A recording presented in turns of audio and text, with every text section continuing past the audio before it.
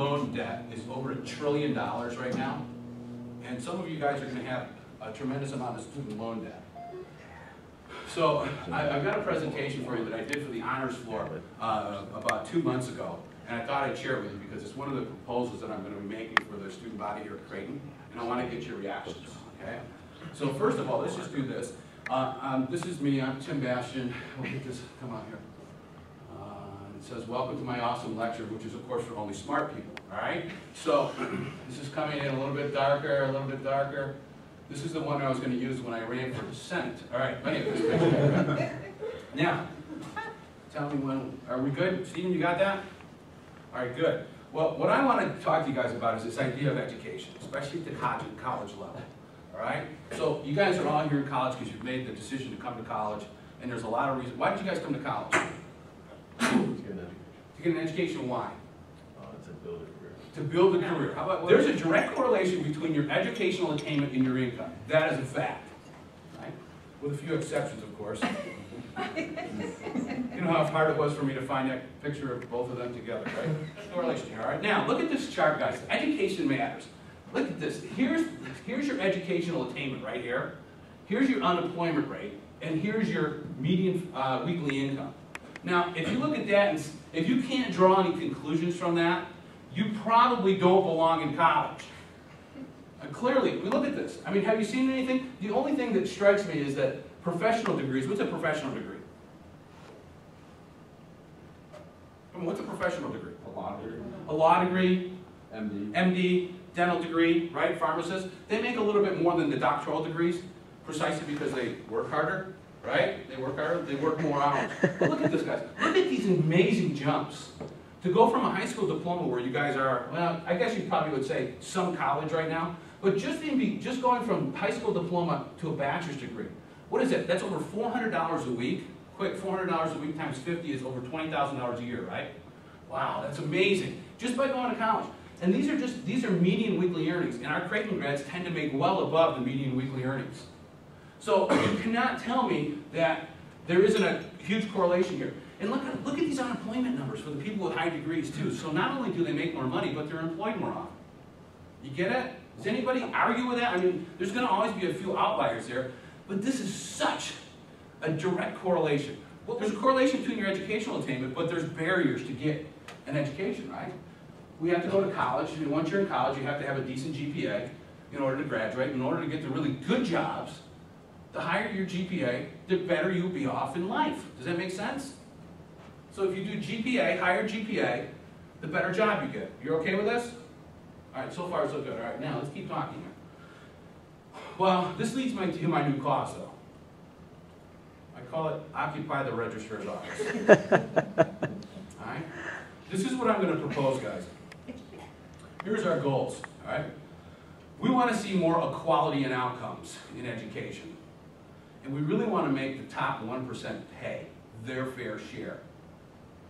And now, I'm not talking about the 1% of income earners in the United States. I'm talking about the 1% of students that control 100% of all the 4.0 GPAs at this university. And I also want to talk about people who are high GPAs, that are especially like 3.5s and up. Because, see, high GPAs are needed to get better jobs.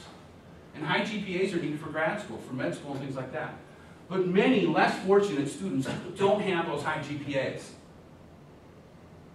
In fact, I would even go so far as to say the top 1% hoard those high GPAs. I think it's time that we start to spread the wealth a little bit, though, you know? Here's what I'm going to propose, guys, all right? Now, anyone with a 4.0 is going to give back 0.5%, or 0.5. Anyone with a 3.5 to a 3.9 gives back 0.3 to 0.45%. All right? Anyone with a 3.1 gives a bit less. If you're right around the 3.0, we're going to let you stay there. But anyone with less than a 3.0 is going to have their GPAs raised. Now, we're not talking about inflating GPAs for the university overall, but we just want to make sure that they're better evenly distributed. Right? And now anyone with a 1.0 receives enough of what I call a living GPA, up to a 2.0, because you can't even graduate unless you get a 2.0. What do you think so far? You guys ready to do this? Now, those with the lowest GPAs, currently less than 2.0, receive the highest benefit. So we're going to lift those people up, what I call educational poverty. And you know what they get to do? They get to graduate then.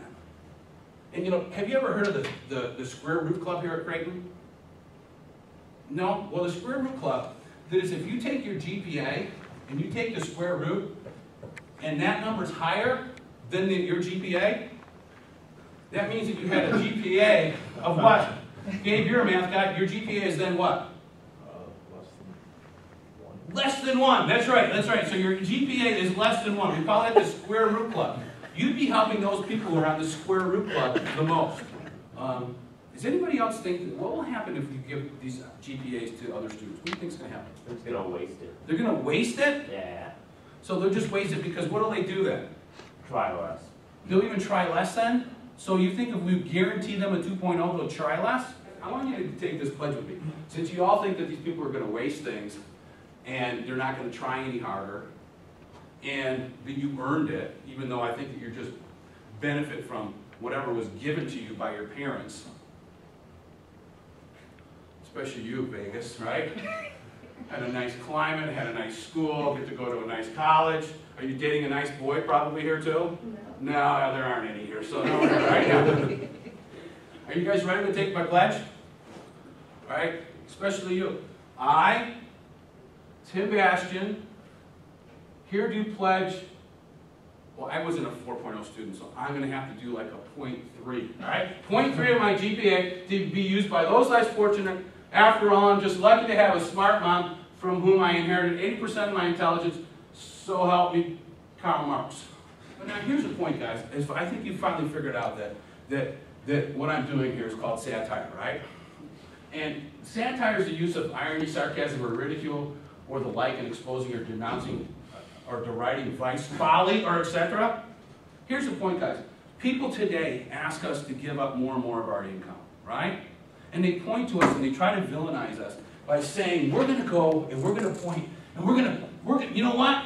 Let's talk about the 1%, the top 1%. Do you know why there's the top 1% is the one that gets, you know, looked at real closely? Because it's the smallest whole number that you can have in a percentage, right? Because then what happens if we villainize this top 1%? Then what do we do? Then what's it easy to do next, Gabe? Well, yeah, or forcibly take it from them, right? Right? And then what do? Well, maybe then we villainize the top 5%. Then maybe we do villainize the top 10%. Did you know right now, guys, that 50% of people who work in the United States pay no income tax already? Did you guys know that? What do you think the top 1% make? How much of the income do you think they make? They make about 17% of the income. You know how much they pay in taxes? Yeah, it's like almost 30%. But here's what's happening in our country, guys. We're villainizing people, and it's really easy to cut people off and say, let's go after that top 1%. Because nobody thinks they're in the top 1%, except maybe for 10 or 15 people, right? We'll get after it, because we're going to get ours. But you know what was really interesting, guys, what we just did? You were willing to give up a little bit. But you guys weren't willing to give up any of your hard-earned GPAs. None of it. Yet, I continually get asked to pay more and more of the income, more and more, not even an amount, than I already do now. Now, you guys tell me, where's the incentive now? Where's the incentive for people who are earning a nice living? Maybe I shouldn't have worn this very nice suit, right, today, right? To confuse you some, right? But where's the incentive? What happens if people who earn a lot of money, we start to take more and more from them? We think Gabe, the rancher, They aren't inclined to earn as much. they're not as inclined to earn as much. If they're not as inclined to earn as much, what don't they do? Innovate. Innovate, and what else? Work hard. Work hard. Who do you want to work hard? Your employees. Yeah, your employees, right? Right? What are you going to do if they work hard? Reward them. Reward them. What was missing from my GPA discussion? Rewards for working hard. And that any connection between rewards for working hard and an outcome, a positive outcome, right?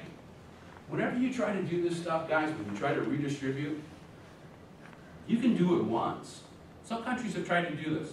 Peru is actually going through this right now. Colleges and universities will often try to help students that are less fortunate, that have done okay, right? That done well in school.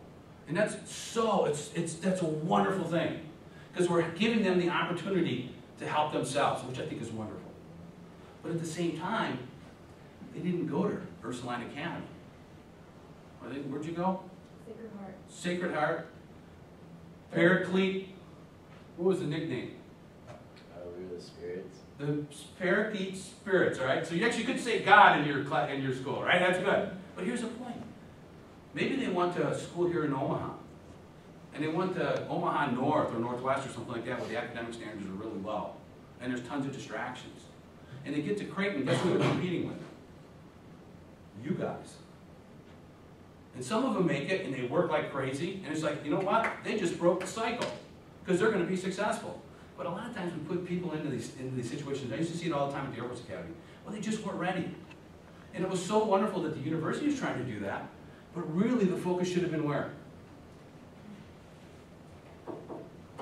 On your grade schools and high schools, right? Now, next year you can invite me back and I'll tell you why we should abolish all teachers' unions in the United States. Other than that, thanks for having me here.